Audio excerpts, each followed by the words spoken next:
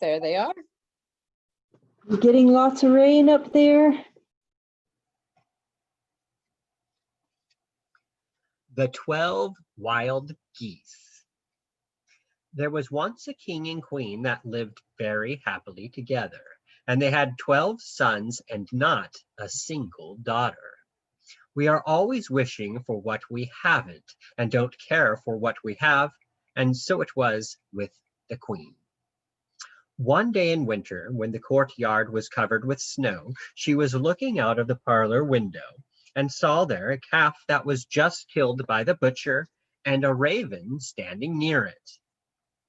"Oh," says she, "if I had only a daughter, with her skin as white as that snow, her cheeks as red as that blood, and her hair as black as that raven, I'd give away every one of my 12 sons for her."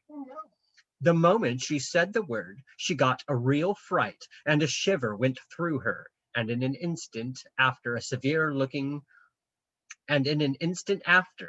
a severe-looking old woman stood before her. "That was a wicked wish you made," said she, "and to punish you, it will be granted. You will have such a daughter as you desire, but the very day of her birth, you will lose your other children." She vanished the moment she said the words. And that very way it turned out. When she expected her delivery, she had her children all in a large room of the palace, with guards all round it. But the very hour her daughter came into the world, the guards inside and outside heard a great whirling and whistling, and the 12 princes were seen flying, one after another, out through the open window.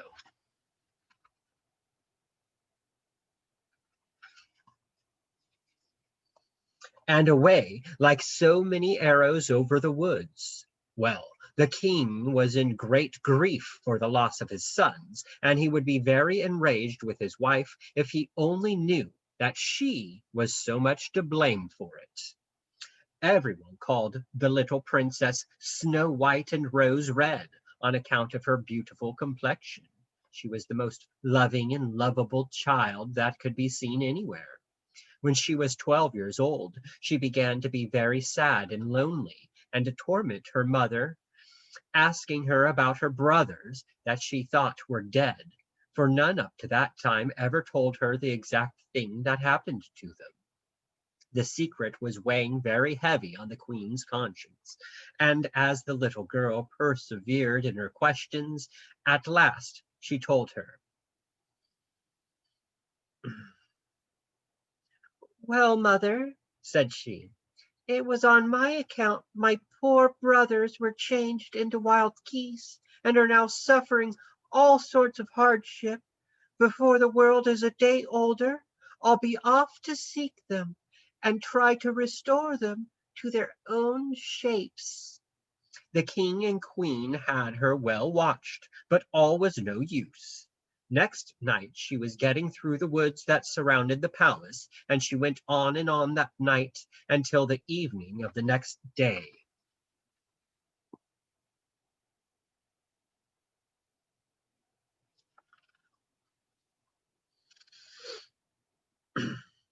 She had a few cakes with her, and she got nuts and mugoreens, which are fruit of the sweet briar, and some sweet crabs as she went along. At last she came to a nice wooden house just at sunset. There was a fine garden round it, full of the handsomest flowers, and a gate in the hedge. She went in and saw a table laid out with 12 plates, and 12 knives and forks, and 12 spoons, and there were cakes and cold wild fowl and fruit along with the plates, and there was a good fire. And in another long room there were 12 beds. Well, while she was looking about her, she heard the gate opening and footsteps along the walk, and in came 12 young men, and there was a great grief on all their faces when they laid eyes on her. "Oh, what misfortune sent you here?" said the eldest. "For the sake of a girl, we were obliged to leave our father's court, and be in the shape of wild geese all day. That's 12 years ago, and we took a solemn oath that we would kill the first young girl that came into our hands. It's a pity to put such an innocent and handsome girl as you are out of the world, but we must keep our oath." "But," said she, "I'm your only sister that never knew anything about this till yesterday. And I stole away from our father's and mother's palace last night to find you out and relieve you if I can." Every one of them clasped his hands and looked down on the floor, and you could hear a pin fall till the eldest cried out, "A cursed light on our oath! What shall we do?" "I'll tell you that," said an old woman that appeared at the instant among them. "Break your wicked oath, which no one should keep. If you attempted to lay an uncivil finger on her, I'd change you into 12 bouillon buoys, stalks of ragweed. But I wish well to you as well as to her. She is appointed to be your deliverer in this way. She must spin and knit 12 shirts for you out of bog down, to be gathered by her own hands on the moor just outside of the wood. It will take her 5 years to do it, and if she once speaks or laughs or cries the whole time, you will have to remain wild geese by day till you're called out to the world. So take care of your sister. It is worth your while." The fairy then vanished, and it was only strife with the brothers to see who would be first to kiss and hug their sister. So for 3 long years, the poor young princess was occupied pulling bog down, spinning it, and knitting it into shirts. And at the end of the 3 years, she had 8 made. During all that time, she never spoke a word, nor laughed, nor cried. The last was the hardest to refrain from. One fine day, she was sitting in the garden spinning, when in sprung a fine greyhound and bounded up to her, and laid his paws on her shoulder, and licked her forehead and her hair. The next minute, a beautiful young prince rode up to the little garden gate, took off his hat, and asked for leave to come in. She gave him a little nod, and in he walked. He made ever so many apologies for intruding, and asked her ever so many questions, but not a word could he get out of her.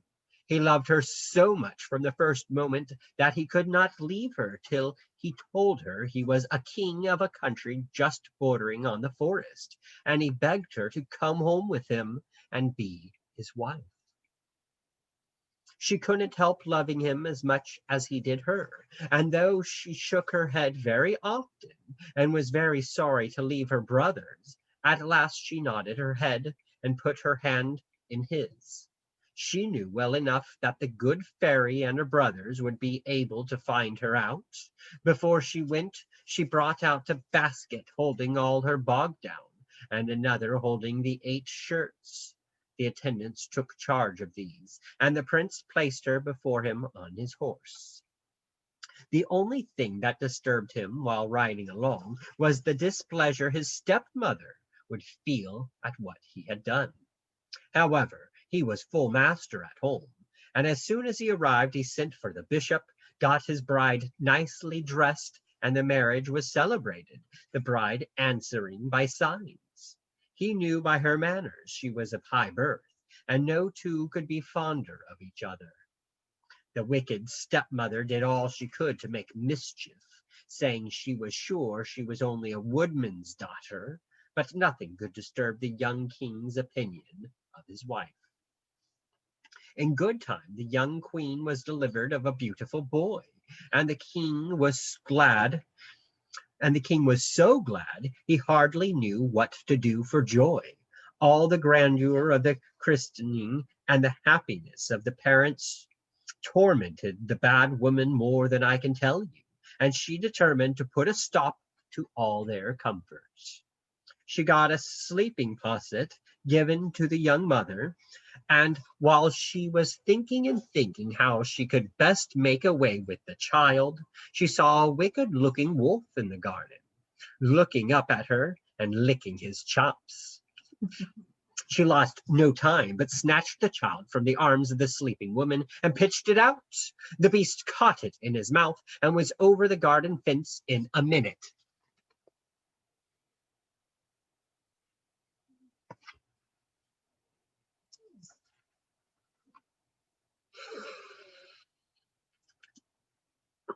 The wicked woman then pricked her own fingers and dabbed the blood round the mouth of the sleeping mother. Well, the young king was just then coming into the big courtyard from hunting, and as soon as he entered the house, she beckoned to him, shed a few crocodile tears, began to cry and wring her hands, and hurried him along the passage to the bedchamber. Oh, wasn't the poor king frightened when he saw the queen's mouth bloody and missed his child? It would take 2 hours to tell you the devilment of the old queen, the confusion and fright and grief of the young king and queen, the bad opinion he began to feel of his wife, and the struggle she had to keep down her bitter sorrow and not give way to it by speaking or lamenting. The young king would not allow anyone to be called, and ordered his stepmother to give out that the child fell from the mother's arms at the window, and that a wild beast ran off with it.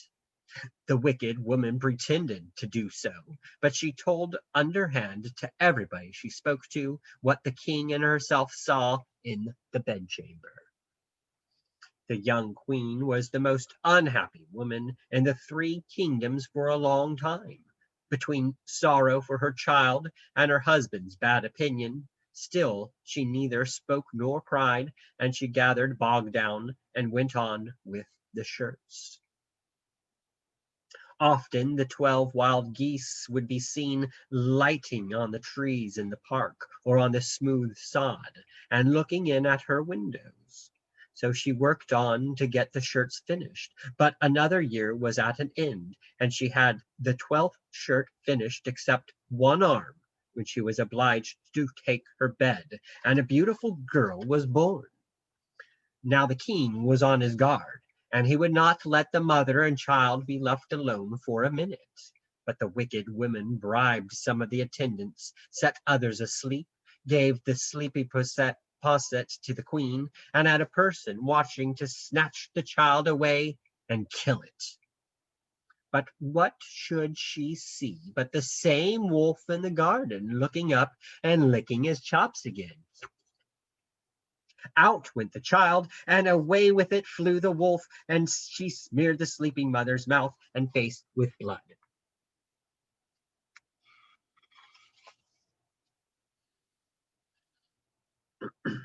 And then roared and bawled and cried out to the king and to everybody she met, and the room was filled, and everyone was sure the young queen had just devoured her own babe.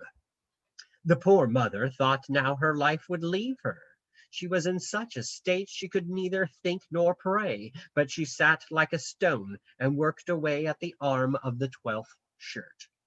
The king was for taking her to the house in the wood where he found her, but the stepmother and the lords of the court and the judges would not hear of it, and she was condemned to be burned in the big courtyard at 3 o'clock the same day.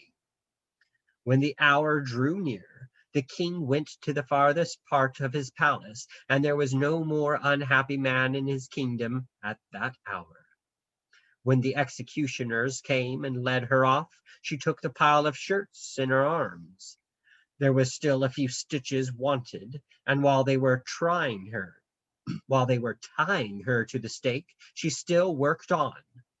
At the last stitch, she seemed overcome and dropped a tear on her work, but the moment after she sprang up and shouted, I am innocent! Call my husband!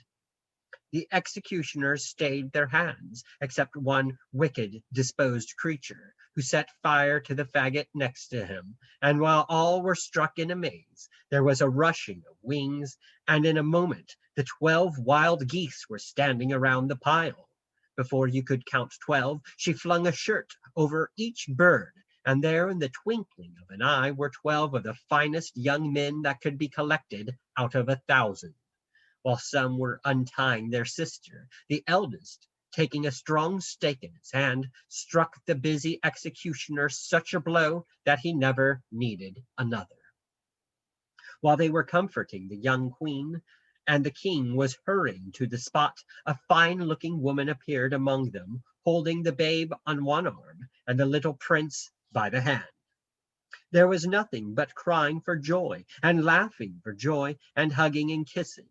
And when any one had time to thank the good fairy, who in the shape of a wolf carried the child away, she was not to be found. Never was such happiness enjoyed in any place or any palace that ever was built, and if the wicked queen and her helpers were not torn by wild horses, they richly deserved it.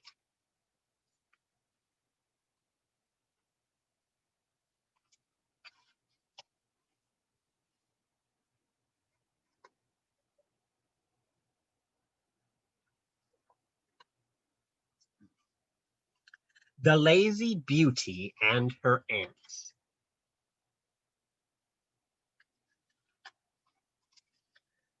There was once a poor widow woman who had a daughter that was as handsome as the day and as lazy as a pig, saving your presence. The poor mother was the most industrious person in the townland, and was a particularly good hand at the spinning wheel. It was the wish of her heart that her daughter should be as handy as herself, but she'd get up late, eat her breakfast before she'd finished her prayers, and then go out dawdling, and anything she handled seemed to be burning her fingers. She drawled her words as if it was a great trouble to her to speak, or as if her tongue was as lazy as her body. Many a heart scald her poor mother got with her, and still she was only improving like dead fowl in August. Well, one morning that things were as bad as they could be, and the poor woman was giving tongue at the rate of a mill clapper, who should be riding by but the king's son. "Oh dear, good woman," said he, "you must have a very bad child to make you scold so terribly. Sure it can't be this handsome girl that vexed you?" "Oh, please, your majesty, not at all," says the old dissembler. "I was only checking her for working herself too much. Would your majesty believe it? She spins 3 pounds of flax in a day, weaves it into linen the next, and makes it all into shirts the day after." "My gracious," says the prince, "she's the very lady that will just fill my mother's eye, and herself's the greatest spinner in the kingdom. Will you put on your daughter's bonnet and cloak, if you please, ma'am, and set her behind me? Why, my mother will be so delighted with her that perhaps she'll make her her daughter-in-law in a week. That is, if the young woman herself is agreeable." Well, between the confusion and the joy and the fear of being found out, the woman didn't know what to do, and before they could make up their minds, young Auntie Anastasia was set behind the prince, and away he and his attendants went, and a good heavy purse was left behind with the mother.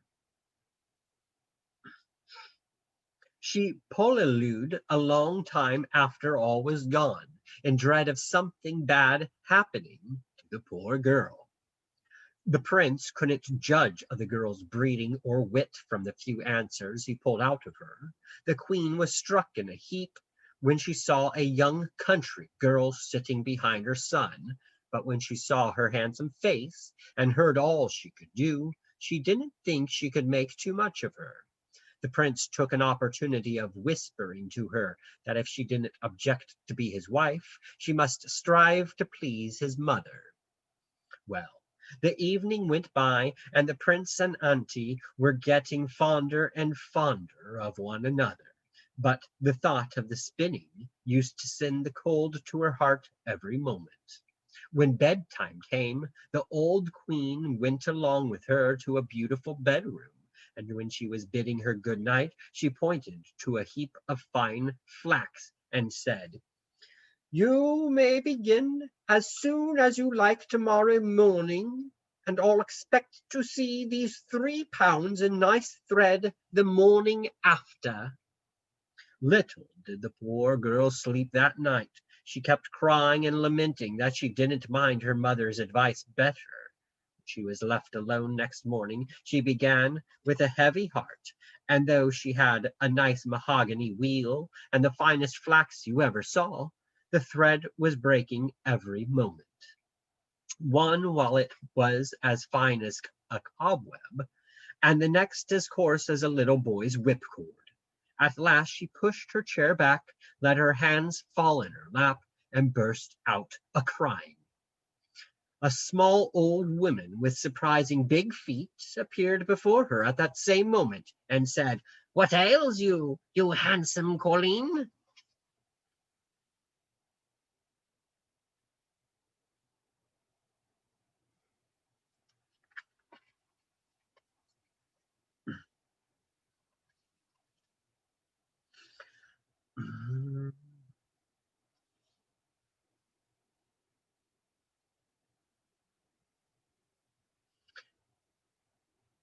"And haven't I all that flax to spin before tomorrow morning? And I'll never be able to have even 5 yards of fine thread of it put together. And would you think bad to ask poor Coley Cushmore, old woman Bigfoot, to your wedding with the young prince, if you promise me that? All your 3 pounds will be made into the finest of thread while you're taking your sleep tonight." "Indeed, you must be there and welcome, and I'll honor you all the days of your life." "Very well. Stay in your room till tea time, and tell the queen she may come in for her thread as early as she likes tomorrow morning." It was all as she said, and the thread was finer and evener than the gut you see with fly fishers. "My brave girl you were," says the queen. "I'll get my own mahogany loom brought into you, but you needn't do anything more today. Work and rest, work and rest. That is my motto. Tomorrow you'll weave all this thread, and who knows what may happen." The poor girl was more frightened this time than the last, and she was so afraid to lose the prince. She didn't even know how to put the warp in the gears, nor how to use the shuttle, and she was sitting in the greatest grief when a little woman, who was mighty well shouldered about the hips, all at once appeared to her, told her her name was Coliac Cromanmore, and made the same bargain with her as Coliac Cushmore. Great was the queen's pleasure when she found early in the morning a web as fine and white as the finest paper you ever saw.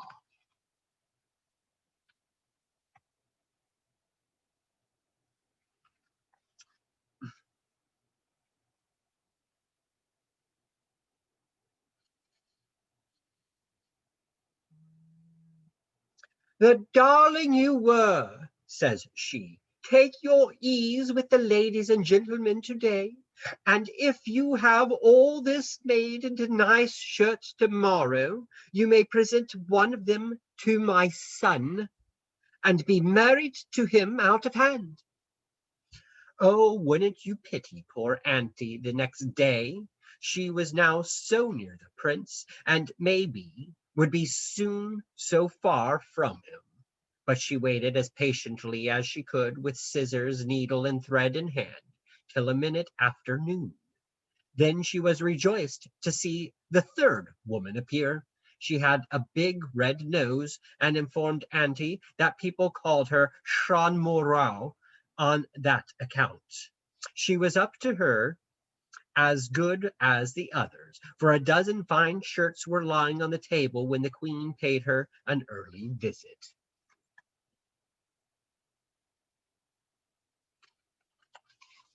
Now, there was nothing talked of but the wedding, and I needn't tell you it was grand. The poor mother was there along with the rest, and at the dinner the old queen could talk of nothing but the lovely shirts, and how happy herself and the bride would be after the honeymoon, spinning and weaving and sewing shirts and shirts without end. The bridegroom didn't like the discourse, and the bride liked it less, and he was going to say something when the footman came up to the head of the table and said to the bride, "Your ladyship's aunt, Colliach Cookmore, bade me ask if she might come in." The bride blushed and wished she was 7 miles under the floor, but well became the prince. "Tell Mrs. Cushmore," said he, "that any relation of my bride's will always be heartily welcome wherever she and I are." In came the woman with the big foot and got a seat near the prince. The old queen didn't like it much, and after a few words she asked rather spitefully, "Dear ma'am, what's the reason your foot is so big?" "Musha, faith, your majesty, I was standing almost all my life at the spinning wheel, and that's the reason." "I declare to you, my darling," said the prince, "I'll never allow you to spend 1 hour at the same spinning wheel." The same footman said again, "Your ladyship's aunt, Colliach Cromanmore, wishes to come in, if the genteels and yourself have no objection." Very charus displeased was Princess Auntie, but the prince sent her welcome, and she took her seat and drank healths apiece to the company. "May I ask, ma'am," says the old queen, "why you're so wide halfway between the head and the feet?" "That, your majesty, is owing to sitting all my life at the loom."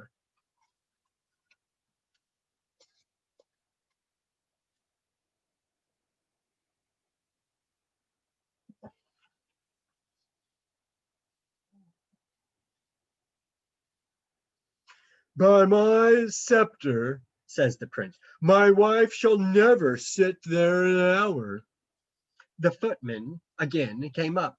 "Your ladyship's aunt, Colliach Shrommurau, is asking leave to come into the banquet." More blushing on the bride's face, but the bridegroom spoke out cordially. "Tell Mrs. Shrommurau she's doing us an honor." In came the old woman, and great respect she got near the top of the table, but the people down low put up their tumblers and glasses to their noses to hide the grins. "Ma'am," says the old queen, "will you tell us, if you please, why your nose is so big and red?" "Troth, your majesty, my head was bent down over the stitching all my life, and all the blood in my body ran into my nose." "My darling," said the prince to Auntie, "if ever I see a needle in your hand, I'll run 100 miles from you."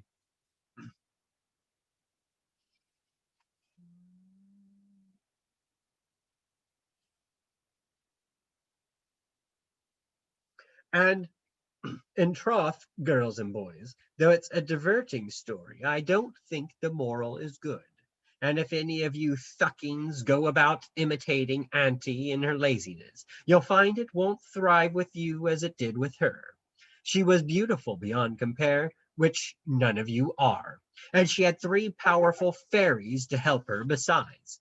There's no fairies now, and no prince or lord to ride by and catch you idling or working.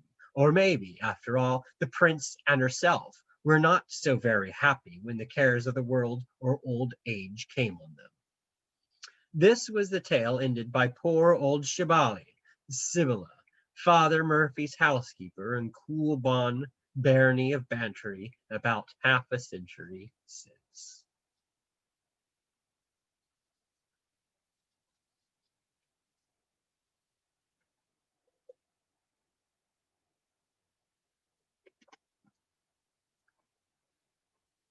The Haughty Princess.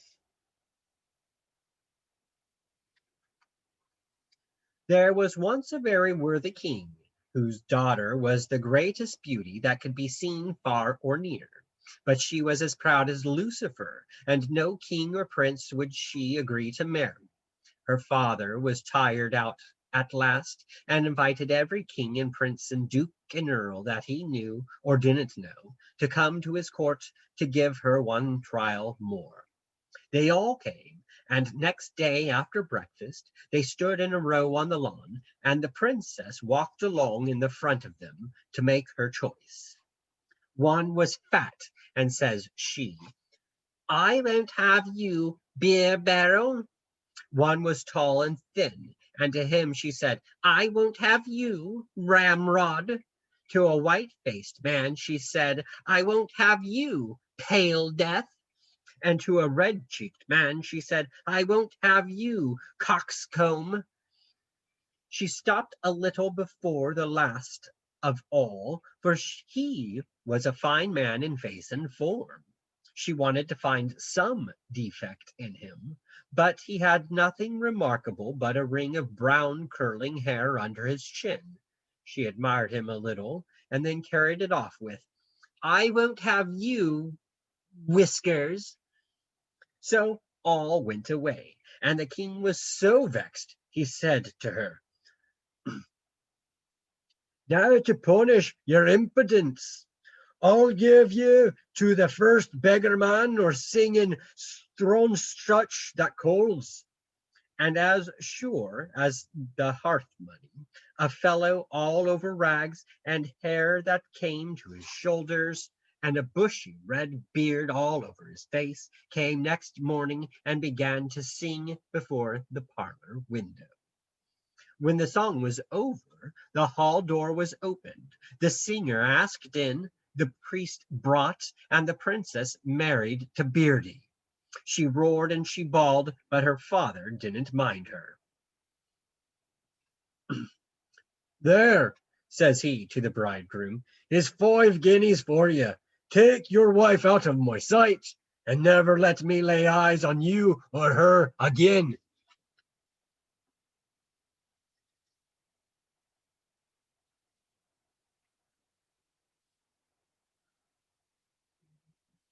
Off he led her, and dismal enough she was. The only thing that gave her relief was the tone of her husband's voice and his genteel manners. "Whose wood is this?" said she, as they were going through one. "It belongs to the king you called Whiskers yesterday." He gave her the same answer about meadows and cornfields, and at last a fine city. "Oh, what a fool I was!" she said to herself. "He was a fine man, and I might have had him for a husband." At last they were coming up to a poor cabin. "Why are you bringing me here?" says the poor lady. "This is my house," said he, "and now is yours." She began to cry, but she was tired and hungry, and she went in with him. Ovach, there was neither a table laid out nor a fire burning, and she was obliged to help her husband to light it, and boil their dinner, and clean up the place after. And next day he made her put on a stuff gown and a cotton handkerchief. When she had her house readied up, and no business to keep her employed, he brought home sallies, willows, peeled them, and showed her how to make baskets. But the hard twigs bruised her delicate fingers, and she began to cry. Well, then he asked her to mend their clothes, but the needle drew blood from her fingers, and she cried again. He couldn't bear to see her tears, so he bought a creel of earthenware and sent her to the market to sell them. This was the hardest trial of all, but she looked so handsome and sorrowful, and had such a nice air about her, that all her pans and jugs and plates and dishes were gone before noon, and the only mark of her old pride she showed was a slap she gave a buckkean across the face when he asked her to go in and take share of a quart. Well, Her husband was so glad he sent her with another creel the next day. But faith, her luck was after deserting her. A drunken huntsman came up riding, and his beast got in among her ware, and made brish of every mother's son of 'em. She went home crying, and her husband wasn't at all pleased. "I see," said he, "you're not fit for business. Come along, I'll get you a kitchen maid's place in the palace. I know the cook." So the poor thing was obliged to stifle her pride once more. She was kept busy, and the footman and the butler would be very impudent about looking for a kiss. But she let a screech out of her the first attempt was made, and the cook gave the fellow such a lambasting with the besom that he made no second offer. She went home to her husband every night, and she carried broken victuals wrapped in papers in her side pockets.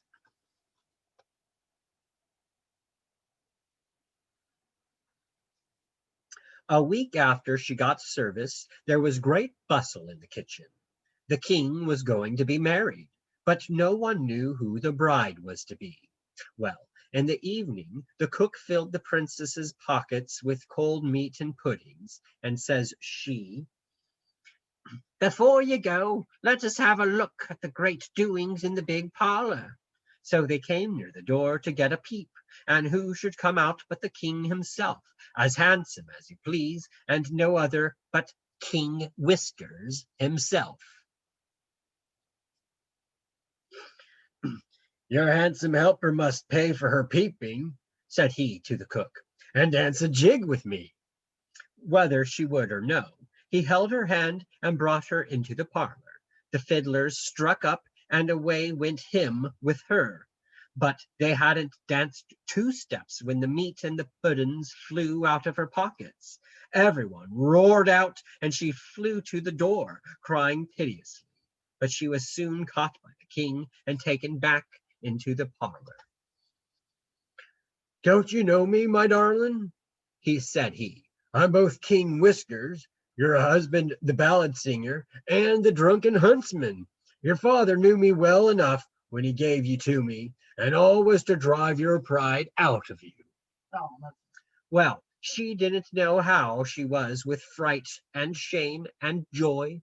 Love was uppermost anyhow, for she laid her head on her husband's breast and cried like a child.